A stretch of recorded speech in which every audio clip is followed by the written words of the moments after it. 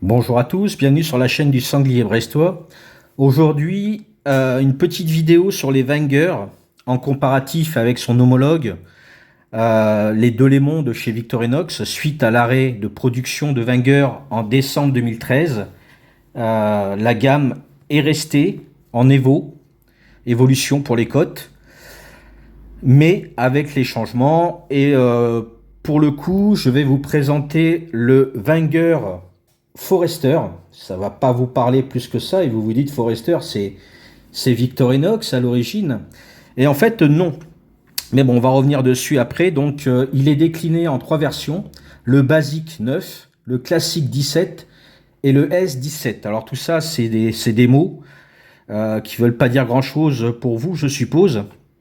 Et du coup, ben, on va le comparer au Delémont Evowood 17 et au Delémont S17 EvoGrip. Allez, c'est parti.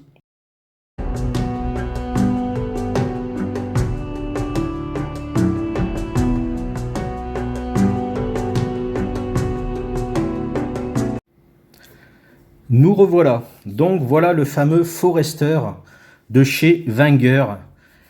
Il faut savoir que à l'époque des Wenger, dans les années 90, moi c'est là où j'ai eu mon deuxième Wenger. Mon premier était en 84, et il y avait déjà dans les années 80-90 la gamme basique, euh, qui, euh, qui était la gamme Eco de chez Wenger.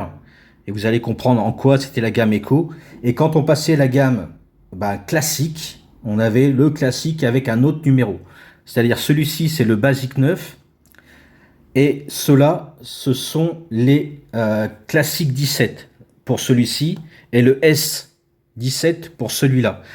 Et il était appelé Forester, à ne pas confondre avec le Forester de chez Victorinox, qui est arrivé beaucoup plus tard, avec le système Liner Lock, avec son grand frère, le Rodsack, qui lui avec le système Slide Lock.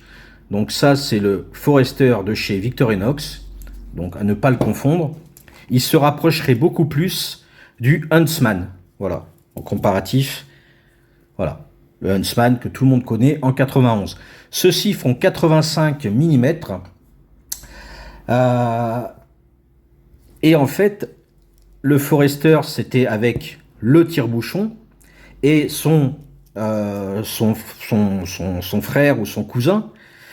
Là, c'est la gamme Evo de chez Wenger. Donc, c'est eux qui ont créé les Evo, les cotes Evo, le modèle Scout. Celui-ci, c'est le S18.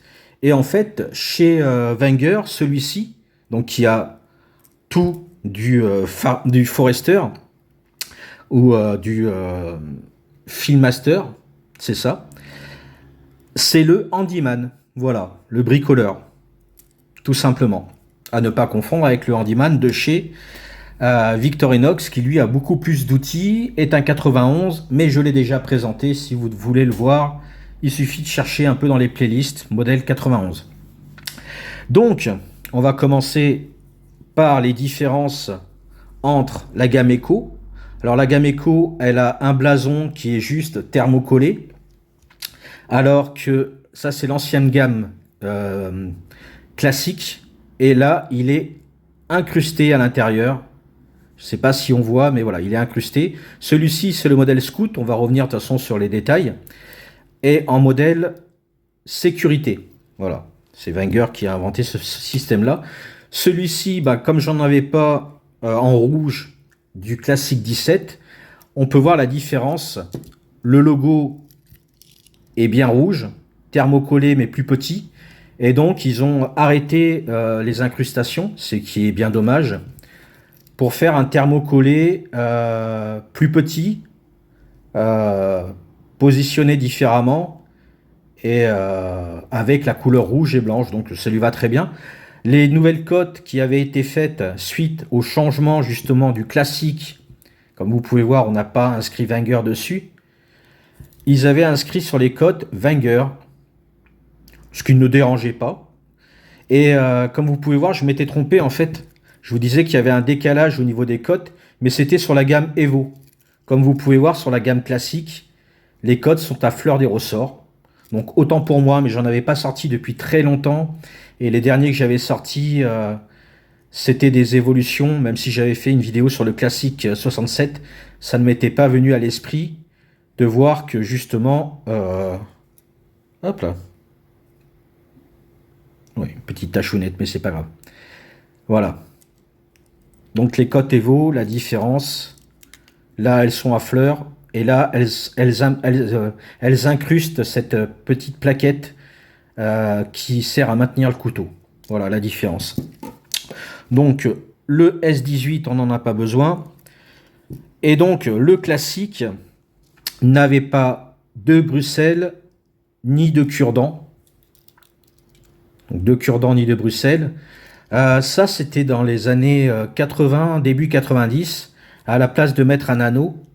Donc c'était sur la gamme classique, et même la gamme basique d'ailleurs. Moi, je me rappelle mon Basic 7, qui est le, si je ne me trompe pas, le classique 10, avait cette petite chaînette qui ne gênait pas du tout, au contraire. Les autres différences, comme je vous ai dit, le blason est collé. Voilà. Sinon, c'est les mêmes outils. Donc, on a l'ouvre-boîte, le décapsuleur, dénudeur de câble avec le système de brevetage de chez Wenger. Il suffit d'appuyer ici pour que la lame ne se referme pas. Enfin, la lame, l'outil ne se referme pas. On a dessus la lime à ongles qui est placée à l'extérieur pour ne pas rayer la lame. On a la lame avec, je crois que c'est un style bourbonnais. Les pros des formes de lame me le diront. Voilà. Avec l'inscription hop, Wenger et le logo Wenger que l'on retrouvera sur les cotes des 130 que je ne possède plus. Voilà. Enfin, j'en ai, mais je veux dire, c'était sur les cotes, me semble-t-il. On a la scie à bois qui a un profil complètement différent, mais qui est tout aussi efficace. Voilà. Elle est beaucoup plus haute que sur un 91. Et après, elle est tout aussi efficace. Hein. J'avoue que de ce côté-là, que ce soit Wenger ou Victorinox, ils ont fait des outils efficaces. Et j'avoue que celui-ci claque plutôt bien. Et les ciseaux. Donc on va faire un comparatif après, voir s'ils ont changé 2-3 trucs. Avec le système à vis, exactement comme les Victorinox. Sur leurs ciseaux, ils sont passés du système à vis avec un rivet par la suite. Donc là, c'est vraiment un modèle des années 80, 90, avec système breveté, toujours, comme vous pouvez voir ici. D'ailleurs, j'y avais jamais fait attention. Voilà. On a le fameux poinçon de chez Wenger. Alors pour le cuir, je sais pas trop comment ils font pour percer une ceinture assez épaisse. Pour des ceintures plus fines, peut-être. Mais bon, moi je m'en servais pour à l'opération de mon fils en 2005, un truc comme ça. Pour l'opération de son poumon, on avait été à Necker, à Paris, et on avait des noix. Et je me servais de ce petit poinçon en mettant à l'arrière de la noix. Donc la noix se termine en pointe. Et à l'arrière, il y a le petit trou. Je passais ici, hop, j'ouvrais mes noix. Voilà, c'était pour me servir de l'outil plus qu'autre chose, mais en même temps, je n'avais pas de casse-noix. Et comme on me dira, il suffisait de prendre 2 noix. L'avantage de faire ce système-là, c'est que la noix s'ouvrait en deux et ne se cassait pas. Voilà, puis c'était pour l'utiliser, quoi. C'est une des fonctions que l'on peut trouver. On peut faire des marquages sur du bois pour faire juste l'empreinte ou pour un clou ou une vis. On ne pourra pas creuser dedans. On a le tire-bouchon, tout aussi efficace. Hein, on a 4 stries, comme sur les 91. Et j'avoue que celui-ci claque pas trop mal. Voilà. La gamme, je vais prendre celui-ci. Hein, mais voilà. Pour la gamme basique, donc là on oublie qu'il y a la sécurité. On a donc le blason incrusté, on a le cure-dent. Hop, j'ai bien fait de sortir mon Forester. Bon, à savoir, le cure-dent est plus grand parce que c'est sur un 111. Voilà, au niveau des différences. Pour moi, l'inconvénient de ce système-là chez Wenger, malgré le... Déjà, elle est chiante à mettre. Malgré le petit ergot que vous avez là pour la retenir, c'est qu'à force de le trimballer dans la poche, vous finissez par la perdre. Alors certains me diront, oui, chez Victorinox, c'est pareil. Moi, ça m'est jamais arrivé, même si c'est possible, bien sûr, avec un frottement dans la poche permanent, que le cure-dent se fasse la malle. On a la Bruxelles, ici, de chez Wenger. Bon, d'ailleurs, je m'emmerde à prendre ça, mais j'ai... ouais, c'est la même. Voilà, celle des Delémont. Si on remonte ici, on a la même taille au bout du compte. Voilà. Hop. Et donc, pareil, pour la ranger, on a un petit ergot de ce côté-là pour savoir dans quel sens la mettre. L'ergot vers l'intérieur et on la clip. Voilà pour les différences. C'est tout. Mais ces trois pièces-là, parce que celle-ci c'est une pièce à part entière puisqu'on l'incruste, et Bruxelles cure-dent, comme je vous dis, la chaînette existait pour les classiques, pour les basiques, pardon. Et celui-ci c'est le modèle Scout. Je l'ai acheté euh, ah, en 96-97 dans une petite coutellerie à Limoges, dans la vieille ville de Limoges. Et j'avais la boîte avec le certificat, etc. J'en avais réussi à en avoir un autre sur eBay. Et j'ai été obligé de le vendre. J'ai pu garder celui-ci, mais j'ai vendu l'autre avec la boîte pour avoir plus de plus-value. Après, moi, la boîte ne me dérange pas, étant donné que celui-ci, je ne le vendrai pas. Le système à blocage, au niveau de la lame, il est assez ancien, donc pareil. Et ici, on a Official World Scout Knife. Ici, on a le modèle sorti avant 2013, je crois qu'il date de 2010. On avait le logo, Wenger ici, le petit feu d'artifice, non, je ne sais pas à quoi ça correspond. Le petit logo des scouts. Ici, incrustation en inox. On avait pareil le système. Et par contre, sur la lame, on a que dalle. Voilà, la lame n'a pas trop changé. Il existait en modèle plus petit. Je crois que c'était le classique, classique 10 avec une lame arrondie pour les enfants. Voilà, donc c'était pour vous montrer la différence entre l'ancien et le nouveau modèle Scout, enfin le nouveau. Celui qui était sorti d'ailleurs, Victorinox ne l'a pas repris en Delémont, c'est bien dommage je trouve, à moins que les scouts de France ou les scouts tout court, comment on appelle ça, la communauté des scouts n'existe peut-être plus autant que ça. Donc voilà, celui-ci je l'adore. Et donc c'est le classique 17 et donc S17 et le classique 17 en version génération des cotes Evo. Donc ils ont enlevé les cuissons, ils ont rajouté Wenger ici. C'est les mêmes outils. Donc je vais faire un petit comparatif avec ici le S17, non, le 17 pardon, avec les cotes en noyer qui sont magnifiques.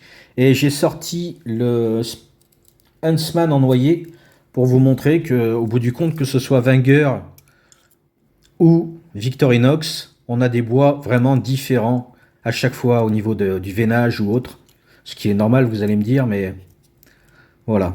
Je voulais vraiment faire le petit comparatif du modèle Wood. Et au niveau des outils, ben, j'en avais déjà parlé, mais on va voir au niveau du... Voilà, on a tout de suite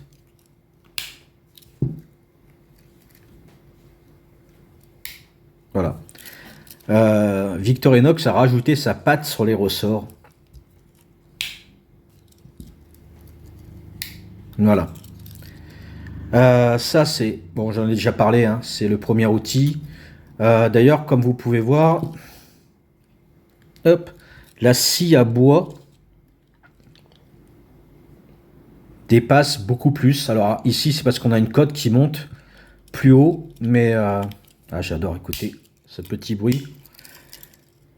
Je sais pas si on va bien voir, mais elle dépasse plus. Et pourtant, ici, les cotes sont à fleur. Voilà. C'était une autre des différences que l'on ne retrouve pas ici, puisque la cote monte et couvre, un peu comme celle-ci. Sauf qu'ici, on a les cotes qui sont à fleur de la petite plaquette qui maintient le couteau, le squelette. Et ici, elle s'incruste dedans. Donc ça dépasse un peu plus. On a le fameux poinçon qui diffère. Voilà, pareil, j'en avais déjà parlé. Le claquement. On a quand même des outils qui claquent pour certains. Les ciseaux. Tiens. Hop.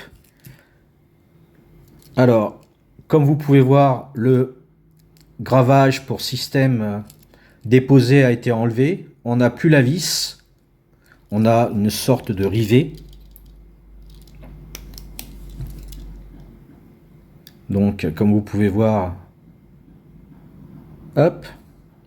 Ici, on a un système qu'il n'y avait pas sur celui-là. Ici, on a juste un trou. Alors, je ne sais pas à quoi sert ce petit système, puisque ça recouvre la lame en dessous. Voilà, la différence était là. Et c'est bien un Wenger que j'utilise ici. Et ça, c'est un modèle de 2013. Et si je prends un modèle, donc là, je suis sûr de l'avoir acheté en 90, on avait encore le système EP Pantene avec la vis. Donc, il est assez ancien, celui-là. Voilà. On va garder celui-là pour les tests. Ben la scie, c'est normalement relativement la même. Et d'ailleurs, ça doit être la même. C'est juste une histoire de calage. Donc voilà. Donc sur les modèles Wood, que ce soit sur les Wenger Evo Wood, parce que le premier modèle en Wood, c'est la modèle Eka. Si vous voulez voir le Wenger Eka, allez sur la chaîne de Tempus Fuji EDC. Il a, la première version en collaboration avec Eka du Wenger Wood. Donc les plaquettes sont complètement différentes. Et par la suite, Wenger a créé ses propres cotes Wood, mais à partir de la gamme Evo Wood, qui doit dater de 2004-2005 pour les Evo Wood. C'était le Victorinox a racheté Wenger, mais a laissé Wenger continuer ses couteaux jusqu'en 2013. Et en 2005, malgré le rachat par Victorinox, ils avaient les cotes Evo Wood, donc ils les ont gardés. Celui-ci, c'est le Evo 17, qui complète ma collection de modèles bois. Je le trouve vraiment très très beau. Et voilà, on a vu les différences. Et les différences au niveau des cotes, c'est que voilà, on a toujours les cotes Evo. Et là, c'est les cotes Evo Grip sur mon S17. Comme vous pouvez voir, au niveau des cure-dents et de la Bruxelles, ben, ça n'a plus rien à voir. Au niveau des outils, moi ce que je remarque, c'est surtout au niveau de...